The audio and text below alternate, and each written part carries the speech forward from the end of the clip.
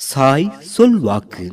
ஓம் சாய்ராம். ஆன்மீக பாதையில் அடியெடுத்து ஆனந்தமாய் பயணம் செய்ய காத்திருக்கும் என் ஆத்மார்த்தமான குழந்தையே, ஆன்மீக பயணம் என்பது அனைவருக்குமானது இல்லை என்பதை நீ முதலில் உணர வேண்டும். அந்த பயணத்தில் உணர்வுகளுக்கும் இடமில்லை, உறவுகளுக்கும் இடமில்லை. காரணம், அனைத்தும் அங்கே ஒன்றுதான். ஆண்டியும் அரசனும் ஒன்றுதான், துக்கமும் மகிழ்ச்சியும் ஒன்றுதான், பரம்பொருள் ஒன்றுதான், நிரந்தரமே அன்றி வேறு ஒன்றும் இல்லை. நீ கேட்டுக்கொண்டிருக்கும் இப்பதிவில் கூட பார், ஒன்று என்ற சொல் மட்டுமே பல முறை வந்திருக்கின்றன. காரணம், ஒன்றாய் இருக்கும் அவன் மட்டுமே இங்கு இருக்கிறான். ஆனால் ஒன்று மட்டும் மனதில் சரியாக புரிந்து கொள், பாபாவின் ஆன்மீக பயணம் அவ்வளவு எளிதானது அல்ல. கரடு முரடு நிறைந்த பயணம் அது. காசுக்கு அங்கு இடமில்லை.